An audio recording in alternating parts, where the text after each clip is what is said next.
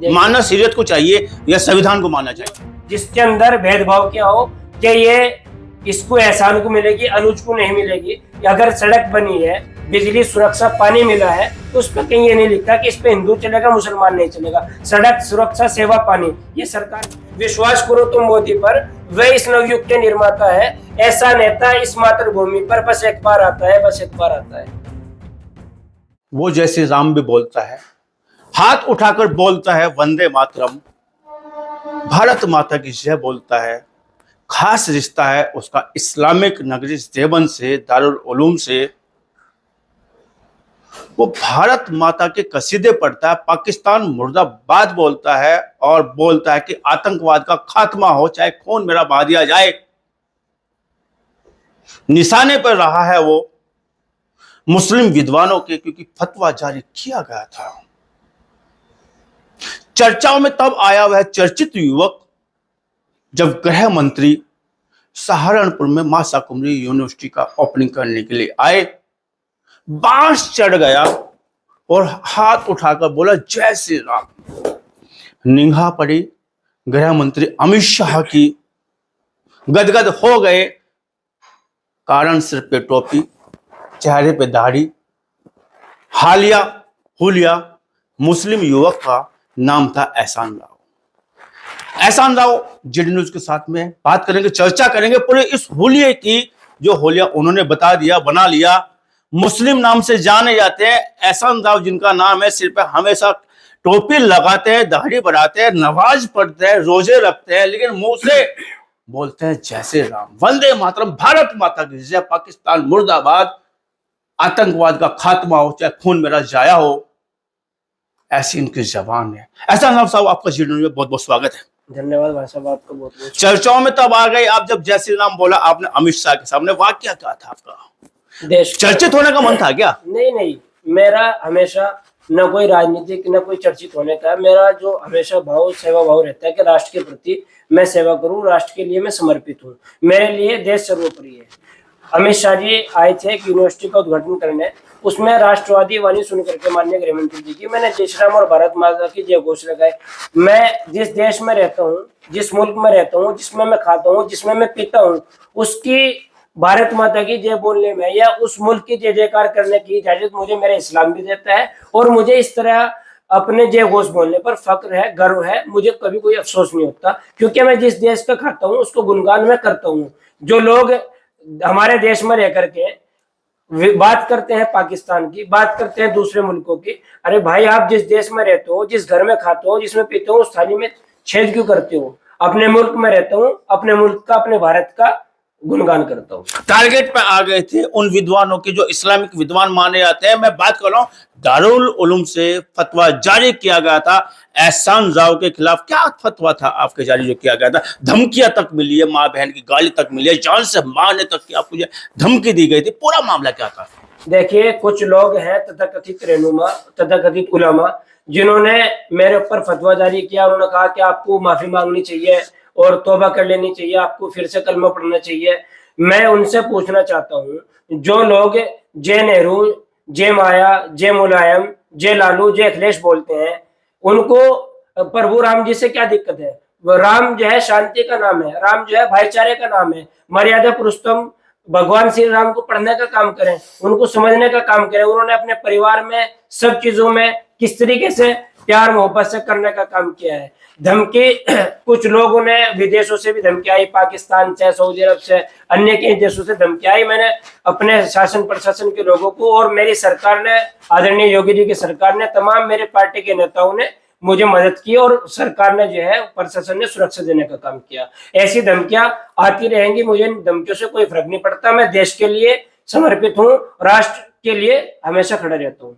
बहने लगा कभी उन धमकियों से? जान से मार दिया जाएगा, तौबा कर ले, वापसी आ जा, वजू कर ले, या दोबारा से फिर कलमा पढ़ ले, क्या कभी बहने लगा? ऐसा है, मैं अल्हम्दुलिल्लाह मुसलमान हूँ और भारतीय मुसलमान हूँ। मुझे भारतीय मुसलमान होने पर पूरा फख्र और गर्व है। मैं क्यों तौबा करूँ? क्यों इन लोगों के कहने से जो लोग हमेशा कांग्रेस का डर दिखा करके 70 साल तक मुसलमान को डराते रहते हैं सिर्फ अपनी दुकान चलाने के लिए, इस तरह की हरकत करते हैं, तो मुझे ऐसे लोगों से न डरने की जरूरत है, न तौबा करने की जरूरत है। माना जाता है कि जब मुसलमान विरोधी है यह सरकार, मोदी सरकार, योगी सरकार, मुसलमानों की सुनवाई नहीं हो रही, लेकिन आप एक युवा है और जय श्री राम का नारा बोलते हैं, उद्घोष बोलते हैं, भारत माता की जय बोलते हैं। क्या आप जो मुसलमान के मन में विचार है, क्या उस विचार से आपका कहीं नहीं और बहुत कोई वास्ता रहता है? देखिए, भारत के अंदर 2014 में आदरणीय नरेंद्र मोदी जी प्रधानमंत्री बने, 2017 के में आदरणीय योगी जी उत्तर प्रदेश के मुख्यमंत्री बने। 2014 के बाद से आप डाटा उठा करके देखिए, स्कॉलरशिप हो या कोई भी सबका साथ, सबका विकास, सबके विश्वास, सबके प्रयास के बाद देश के प्रधानमंत्री जी करते हैं। और उत्तर प्रदेश के अंदर आदरणीय योगी जी ने लगातार उत्तर प्रदेश जो है बीमारू प्रदेश, झगड़ालू प्रदेश के नाम से जाना जाता था, उत्तर प्रदेश को उत्तम प्रदेश बनाने का काम किया। एक कोई ऐसी योजना हो जिसके अंदर भेदभाव किया हो कि ये इसको एहसान को मिलेगी, अनुज को नहीं मिलेगी, अगर सड़क बनी है, बिजली, सुरक्षा, पानी मिला है, तो उस पर कहीं ये नहीं लिखा कि इस पे हिंदू चलेगा, मुसलमान नहीं चलेगा। सड़क, सुरक्षा, सेवा, पानी, ये सरकार का काम होता है। सरकार ने 100 के 100% इस पे, सरकार की मंशा में से ये रहती है कि जन जन तक और सबका साथ, सबके उसके मंत्र पर काम हो। कोई सड़क, कोई पुल, कोई रास्ता, कोई टंकी, कोई पानी की व्यवस्था, इस पे ये नहीं लिखा हुआ कि इस पे केवल हिंदू लेगा, या सिख लेगा, मुसलमान नहीं लेगा। ये कुछ लोग ऐसे हैं जो 70 साल से मुसलमानों को भारतीय जनता पार्टी का, मोदी जी का डर दिखा करके, डरा करके अपनी दुकान चलाने का काम करते हैं। लेकिन अब मुसलमान जो पढ़ा लिखा जागरूक मुसलमान है, वो आपने देखा होगा नगर निकाय चुनाव के अंदर भारतीय जनता पार्टी को जम करके वोट डालने का काम किया। तो अब लोग धीरे धीरे अपने इन लोगों की जो नारे लगाने का काम करते हैं कि इन लोगों से नारे लगवाते रहे, मुसलमानों से दरी बिछवाते रहे, उन सब चीजों को समझने का काम कर रहे हैं। धीरे धीरे अपने प्रशिक्षित होते जा रहे हैं, अपने सही रास्ते पर काम कर रहे हैं। 3 तलाक, समान नागरिक संहिता जी। और हाल फिलहाल में वक्फ संशोधन बिल, मुसलमान पूरा विरोध रहा है मुसलमान का इसको लेकर गए। भाजपा ने इसको मुसलमान हित बोला है और मुसलमान हित में लागू किया गया। एहसान के मन में क्या आया? क्या भाजपा ने ये कदम मुस्लिम विरोधी में उठाए थे, या आपकी मजबूरी बन गई थी कि भाजपा में हूं तो सपोर्ट करूंगा? वक्फ बोर्ड क्या है?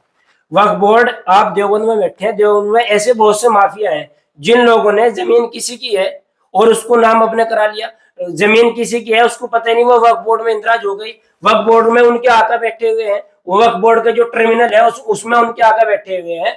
उन्होंने उसको वक्फ बोर्ड बनाने के बाद, मुतवल्ली बनाने के बाद अपने लोगों को बिठा दिया, अपने लोगों के मकान दुकान बनवा दिए। वक्फ बोर्ड अल्लाह की रजा के लिए, अल्लाह सवाब के लिए कुछ लोगों ने जमीन खरीद करके और अपने जगहों को वक्फ करने का काम किया है। लेकिन गरीब, यतीम, मिस्किन का क्या? आप ये देखिए, कोविड-19 में, कोरोना के अंदर तमाम संगठन जितने भी देश के अंदर है, तमाम लोगों ने आकर के सेवा की है और सब सड़कों पर आकर के बिना किसी भेदभाव के सब लोगों के लिए जो जिससे हो चुका वो करा है। लेकिन एक वक्फ बोर्ड ही एक ऐसी संस्था है जो आपको पूरे लॉकडाउन के अंदर, पूरे कोरोना के अंदर ये आज तक ये नजर नहीं आई। पानी का गिलास तक नहीं दिया किसी को एक गिलास तक नहीं दिया। उसकी वजह क्या है कि वक्फ बोर्ड को गलत तरीके से इस्तेमाल किया गया है। सहारनपुर के अंदर चले जाओ, देवबंद के अंदर चले जाओ, या कहीं भी चले जाओ, एक वक्फ बोर्ड ये बताए, एक वक्फ बोर्ड को कोई मुतवल्ली ये बताए कि किसी मुसलमान गरीब बच्ची की शादी कराई, किसी गरीब मुसलमान बच्ची को, उसको बीमारी में या किसी चीज में कोई मदद करने का काम किया है? केवल और केवल अपने लोगों को ठगना, अपने लोगों को बिठा करके कौम को बेवकूफ बनाना। आज क्या चाहते हैं? वे चाहते हैं कि कौम उनके लिए सड़कों पे जाए, कौम उनके लिए नारेबाजी करे, कौम उनके लिए धरना प्रदर्शन करे, क्योंकि वो मुसलमान को दंगाई बनाकर रखना चाहते हैं, वो मुसलमान को शिक्षा से दूर रखना चाहते हैं। वो केवल और केवल ये चाहते हैं कि मुसलमान को सामने रख करके अपना उल्लू सीधा करते रहे। लेकिन मुसलमान अब समझदार हो चुका है, वो किसी के बहकावे में नहीं आएगा। न दूरी है न खाई है, मोदी जी हमारे भाई हैं, तो मुसलमान भी सब भारत सरकार के साथ है। आप ये देखिए, जितने भी धरने प्रदर्शन हो रहे हैं उसमें कोई आम मुसलमान नहीं है। कहीं भी चले जाएं आप, कुछ लोग हैं जिन लोगों को लगता है कि उनकी दुकान, ये जो वक्फ की संपत्तियों में बैठे हैं, वो उसको ठगना चाहते हैं। सरकार की मंशा क्या है वक्फ बोर्ड पे? सरकार ये चाहती है जो वक्फ की जगहें हैं उन पे सरकारी स्कूल बने, जिससे गरीब बच्चों को वो मिले, हॉस्पिटल बने, उससे आवाम का ही तो फायदा है। और भारत के यशस्वी प्रधानमंत्री आदरणीय मोदी जी एक गरीब परिवार से आते हैं। वो गरीब की पीड़ा को अच्छे से जानना चाहते हैं और अच्छे से जानते हैं। उन्होंने इसीलिए माताओं बहनों को सिलेंडर देने का काम किया, बेघरों को घर देने का काम किया प्रधानमंत्री आवास योजना से। आज तक जहां बिजली नहीं पहुंची थी उन लोगों को बिजली देने का काम किया। तो भाई प्रधानमंत्री 3 तलाक देने का भी तो काम किया मुस्लिम महिलाओं हमारी ने। जो नहीं, इसके बारे में क्या कहेंगे आप? ऐसा 3 है, तलाक पे तो नहीं बोल रहे आप। 3 तलाक का जो है तमाम तरह का विरोध हुआ है, समान नागरिक संहिता का विरोध किया मुसलमान ने। हजरत उमर के टाइम में 3 तलाक एक बहुत बड़ा अपराध इस्लाम में भी है और हमेशा माना जाता है। हजरत उमर जो एक खलीफा हुए हैं उनके टाइम में 3 तलाक पर सजा दी जाती थी, कोड़े मारे जाते थे। मैं माननीय प्रधानमंत्री जी का इस फैसले पे हमेशा स्वागत करता हूँ, क्योंकि कुछ लोग बैठ करके सऊदी अरब से फोन करते हैं, टेलीफोन 3 तलाक 3 तलाक। अगर आपके घर में या मेरे घर में किसी बच्चे को या किसी बेटे को हो जाए, उसके माँ बाप का जीवन तबाह हो जाता है। तो इस पे आप देखिए, जब से 3 तलाक आई है कोर्ट के अंदर बुरखा टोपी वाली की लाइन लगी रहती थी थानों के अंदर। अब धी बेटियों की सुरक्षा और उनके बारे में चिंता करना। वक्फ बोर्ड में भी यही है कि महिलाओं को सम्मान और महिलाओं को आगे बढ़ाने का काम माननीय प्रधानमंत्री जी ने किया है। वो 3 तलाक का मुद्दा हो, वक्फ बोर्ड का मुद्दा हो या कोई भी है, वो हमेशा साथ खड़े रहते हैं। महत्वपूर्ण जो सीरियत है या संविधान है मुसलमान के लिए, भारतीय मुसलमान की मैं बात कर रहा हूँ, सीरियत महत्वपूर्ण है, मानना सीरियत को चाहिए या संविधान को मानना चाहिए? महत्वपूर्ण सवाल आपकी तरफ है। आंख महत्वपूर्ण है, ये वाली आंख महत्वपूर्ण है? आंख तो दोनों ही महत्वपूर्ण है ना, हाथ दोनों ही महत्वपूर्ण है। एक हाथ कट जाएगा तो काम कैसे चलेगा? दोनों में से कौन से महत्वपूर्ण है? आप दोनों की बात कर रहे हैं। मैं देश और मुसलमान और हिंदू या पूरा आवाम संविधान से चलेगा या सीरियत से चलेगा? अनुज जी, ये देश उलझ रहे हैं आप सवाल में। नहीं, उलझ रहे हैं आप सवाल में। नहीं, ये देश संविधान से चलते हैं, लेकिन शरीयत में कब कौन से संविधान ने कौन सी सरकार ने बना किया है? संविधान तो इजाजत दे रहा है ना आपको नमाज पढ़ने से, रोजा रखने से, मस्जिदों में जाने से, कौन रोक रहा? धार्मिक स्वतंत्र है, अभिव्यक्ति की आजादी है, तो सबके लिए। बिल्कुल, भारत का संविधान तो 140 करोड़ लोगों को हर तरीके की आजादी देता है। तो इतना विरोध क्यों? मुसलमान विरोध नहीं करता। विरोध वो लोग करते हैं जो राज्यसभा जाते थे, जिनकी राज्यसभा छिन गई। विरोध वो लोग करते हैं जिनकी दुकान चलती थी। विरोध वो लोग करते हैं जिनको मोदी जी से डर लगता है। विरोध वो लोग करते हैं जो भ्रष्ट हैं, जो भूमाफिया है, जो जमीनें कब्जाना चाहते हैं। आज के दौर क्या है, योगी जी जब से आए हैं, कोई भी आदमी कहीं भी चले जाए, उसको किसी नेता की या किसी मीडिएटर के बीच में जरूरत नहीं है। वो जाकर के सीधी बात कर सकता है, उसकी डायरेक्ट सुनवाई होती है। इसलिए विरोध करते हैं। बाद उसको फिर विरोध कर रहे हैं। मैं कह रहा हूं ना, विरोध करने वाले तो विरोध करेंगे ना। विश्वास करो तुम मोदी पर, वह इस नवयुग के निर्माता है। ऐसा नेता इस मातृभूमि पर बस एक बार आता है, बस एक बार आता है। एक बार आता है, एक बार आता है, लेकिन बात करते हम जब और देश की जनता ने मन बना लिया है कि मोदी जी को बार बार लाते रहेंगे। मोदी जी को बार बार लाते रहे, अच्छी बात है। आपकी मन भावना है ये मोदी जी के प्रति, भाजपा के प्रति, क्योंकि आप जय श्री राम बोल सकते तो निश्चित बात है मोदीवादी तो आप होंगे, योगीवादी तो आप होंगे। हम चलते हैं पहलगाम की ओर जी, पहलगाम के हम चलते हैं, पहलगाम की ओर हम चलते हैं। आतंकी हमला हो जाता है जी, 27 लोगों को जो ऑन द स्पॉट मार दिया जाता है और नाम पहचान जानकर मार दिया जाता है। मुस्लिम हो या हिंदू, मुस्लिम हो तो कलमे पाक सुना दो और हिंदू हो तो टारगेट पे ला दिया, गोली के टारगेट पे ला दिया। बाद उसके ऑपरेशन सिंदूर के नाम से 2 बहनों ने जो सम्मान शौर्य के साथ जब भारत को बख्शा है, बड़ी बात है। लेकिन ट्रंप का एक फैसला सीज फायर मोदी जी ने एक्सेप्ट कर लिया। क्या नहीं लगता कि भारतीय जन भावनाओं पर जब बड़ा जोर पड़ेगा उस ट्रंप के फैसले पर जो मोदी जी ने एक्सेप्ट किया है? पाकिस्तान को उसकी भाषा में जवाब देने का मौका था। ये क्या कहना चाहेंगे आप? सुनिए, पहलगाम में हमारी बहनों का सिंदूर उजाड़ा गया। भारत सरकार ने 13 दिन बाद उन्हीं बहनों की सिंदूर के लिए उन्हीं बहनों को भेज करके उन आतंकवादियों की कब्र खोदने का काम किया है। और कोई मजहब नहीं होता। किन आतंकवादियों की बात कर रहे हैं आप? जो आतंकवादी हमारी बहनों का सिंदूर उजाड़ रहे थे, उनको तो पता भी नहीं।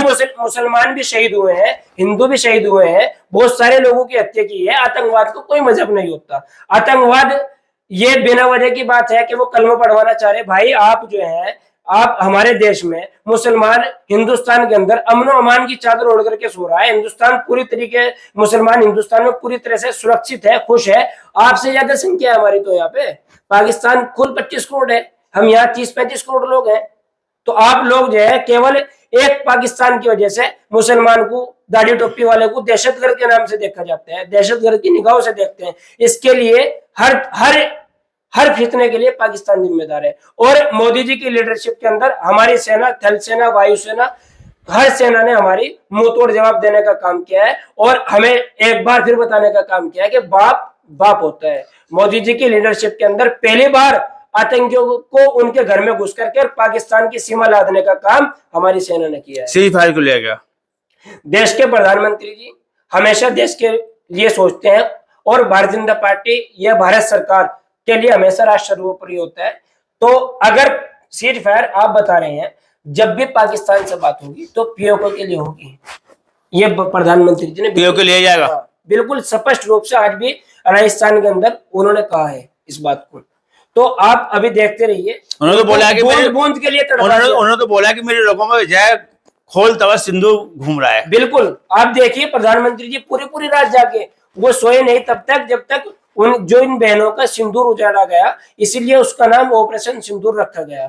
आज देश के अंदर पूरे देश के अंदर हर्ष उल्लास का माहौल है, पूरे देश के अंदर तिरंगा यात्राएं निकल रही हैं, सब लोग खुश हैं। और अभी आप देखते रहिए प्रधानमंत्री जी के नेतृत्व में, मोदी जी की लीडरशिप में सेना ने मुंह तोड़ जवाब देने का काम किया, उनको बताने का काम किया कि बाप बाप होता है। और एक रात का हमला पाकिस्तान तड़प गया था, उनके रोने की वीडियो उनके आप सब लोगों ने सोशल मीडिया पर देखने का काम किया। और बूंद बूंद से देश के प्रधानमंत्री जी ने, माननीय गृह मंत्री जी का मैं साधुवाद और धन्यवाद करना चाहता हूँ कि इतना यशस्वी, लोकप्रिय और ईमानदार जुझारू गृह मंत्री भारत को मिलने का काम हुआ, जो घर में घुस करके मारने का काम करता है। भाजपा की तिरंगा शौर्य यात्रा क्या है?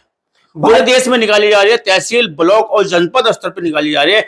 क्या है तिरंगा शौर्य यात्रा? भाजपा की नहीं है, भाजपा प्रेरित, भारत की। भाजपा प्रेरित है। हाँ, भाजपा हमेशा राष्ट्र के लिए काम करती है ना। आप दूसरी पार्टी किसी ने रोका है? राहुल गांधी जी वो जो है सेना पे उंगली उठा रहे हैं, उनकी मानसिकता क्या दर्शाती है? जो भारत में रह करके भारत की सेना पे से सबूत मांगते हो तो उनकी मानसिकता क्या है? और प्रधानमंत्री जी जो है सेना को खुली छूट देते हैं कि आप जैसा करें हम आपके साथ है। तो यात्रा तो भाजपा निकालेगी ना, फिर आपको किसने रोका है? आप निकालिए, शरीक हो जाइएगा। बिल्कुल होइएगा। आज देवबंद के अंदर तकरीबन 5000 लोग थे, उसमें हिंदू मुस्लिम सिख ईसाई थे। देवबंद के लोकप्रिय विधायक और उत्तर प्रदेश सरकार में यशस्वी मंत्री आदरणीय कुंवर ब्रजेश सिंह उसको लीड कर रहे थे। तो सब लोग आए, उन्होंने सबका, हिंदू मुस्लिम सबका नाम लेकर के साधुवाद धन्यवाद किया। क्या अभी भी एहसान राजा हाथ उठा के बोलते हैं वंदे मातरम, भारत माता की माँ, क्या अभी भी बोलते हैं या वो पुरानी बातें हैं? मुझे बोलने में अभी भी आगे भी कभी नहीं बोलते हैं क्या? कैसे बोलते हैं? मैं हमेशा वंदे मातरम, कैसे बोलते हैं? भारत माता की जय। नहीं, उस जोश के साथ कैसे बोलते हैं? जोश के साथ मैं आपको वीडियो दे दूंगा आज में। नहीं, वीडियो में नहीं बात हो रही है, हमारे भारत माता की जय वंदे मातरम बोलने में मुझे किस तरह के खूब बोलते हैं। यार एक बात बताओ, ये तो गलत मानसिकता है ना। मैं जिस देश में रह रहा हूँ, देश की जय जयकार करना गुनाह थोड़ा ही है। मैं उस बात के मैं उस चीज को कहने लग रहा हूँ कि अब जय देवन नगरी से जय वास्ता रखते हैं, दारुल नगरी से वास्ता रखते हैं। यहाँ से एक आवाज उठी है जी कि हम मुसलमान पहले, भारतवासी बाद में, हम वंदे मातरम नहीं बोलेंगे। उसी जगह पे आके एहसान राव जैसा युवा जब वंदे मातरम बोलता है तो निश्चित बात है उस सरजमी पे जिसको नाम देवन कहा जाता है, बिल्कुल अपोजिट थिंग्स हो जाती है, अपोजिट बात होती है, अपोजिट विचार आते हैं देवन नगरी के उन लोगों के प्रति जो लोग वंदे मातरम का गायन नहीं करते, जो लोग भारत माता की जय नहीं बोलते, जो जैसे नाम नहीं बोलते, एहसान राव बोलते हैं। इसलिए पूछा गया। देवबंद के अंदर दारुल देवबंद ने जिस टाइम देश की आजादी में लड़ाई लड़ी गई, तहरीके रेशमी रुमाल दारुल देवबंद से चला गया। बिल्कुल सही। दिल्ली से लेकर के लाहौर तक उलमाओं के सर टंगे हुए थे। तो दारुल देवबंद हमेशा राष्ट्र के लिए काम करता है और दारुल देवबंद ने हमेशा जो है देश के लिए कुर्बानी देने का काम किया। लेकिन कुछ तथाकथित उलमा, तथाकथित रहनुमा जो चाहते हैं वो सुर्खियों में रहे, वो इस तरह की हरकतें करते रहते हैं।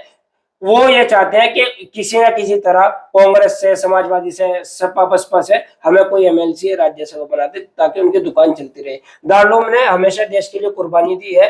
मौलाना महमूद हसन साहब ने तहरीके रेशमी रुमाल, शेखुल हिंद साहब ने यहीं से चलाया है। उसके पूरी तरीके से उन्होंने जो है लड़ाई लड़ने का काम किया है, जिसके लिए वो देश को आजाद कराने के लिए पता नहीं कितने हजार उलमा कुर्बान हो गए, शहीद हो गए और कितने हजार लोग जेल जाने का काम किया था। मुसलमान हमेशा भारत का वफादार रहा और मुसलमान ने हमेशा जो है अपने मुल्क से, और कुरान भी यही कह रहा है, इस्लाम भी यही कह रहा है कि अपने मुल्क से, जिस देश में जिस में रहते हो, जहाँ खाते हो, उसकी वफादारी करो। लेकिन ये लोग पता नहीं कौन सा इस्लाम पढ़ाना चाहते हैं, कहाँ ले जाना चाहते हैं कौन को। इन्होंने आज तक ये मुल्लाओं का इस्लाम है या ऐसे दो विचारधाराएं हैं, एक मोहम्मद साहब का इस्लाम है, एक कलाम साहब वाली विचारधारा है, एक कस्साब वाली विचारधारा है। हम कलाम साहब को फॉलो करते हैं, कलाम साहब की विचारधारा के साथ चलने का काम करते हैं। कलाम साहब हो, अशफाकुल्ला खान हो, वीर अब्दुल हमीद हो, एपीजे अब्दुल कलाम हो, उन्होंने देश के लिए हमेशा अपने आप को, जब कलाम साहब का आखिरी वक्त था, अलविदा हो गए इस दुनिया से, उनके पास कुछ भी नहीं मिला एक पैंट के अलावा, एक शर्ट के अलावा।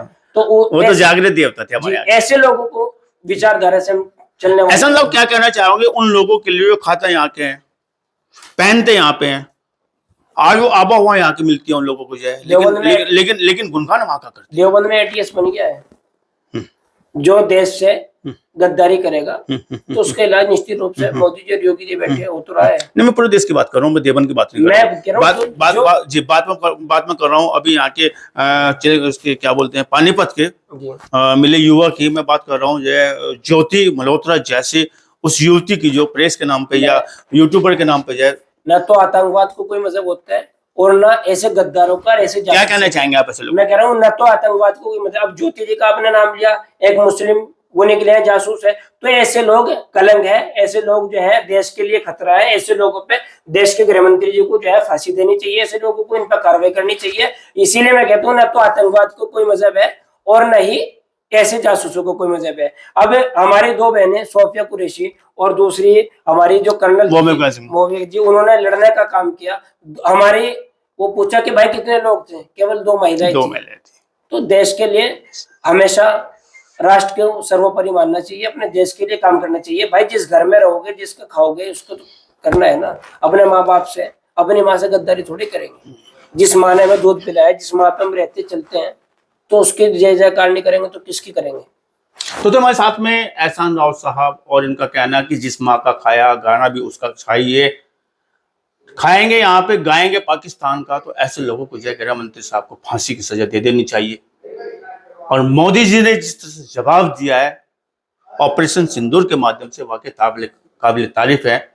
मोदी जी को न केवल जो है ऑपरेशन सिंदूर आतंकवाद पाकिस्तान देखना, मोदी जी को भारत को अर्थव्यवस्था देखते 2045 तक विकसित भारत को लेके जाना, जिसमें हम सभी की सहभागिता होनी चाहिए। मन तन और वचन से अपना आपको हिंदुस्तान और हिंदू तो से जोड़ने वाले एहसान राव साहब ना गुरेज करते हैं जय श्री राम बोलने में, ना गुरेज करते हैं भारत माता की जय बोलने में, ना गुरेज करते हैं वंदे मातरम बोलने में। पूरी बात चर्चा करने के लिए, पूरी वार्तालाप करने के लिए आपका बहुत बहुत धन्यवाद, बहुत बहुत शुक्रिया।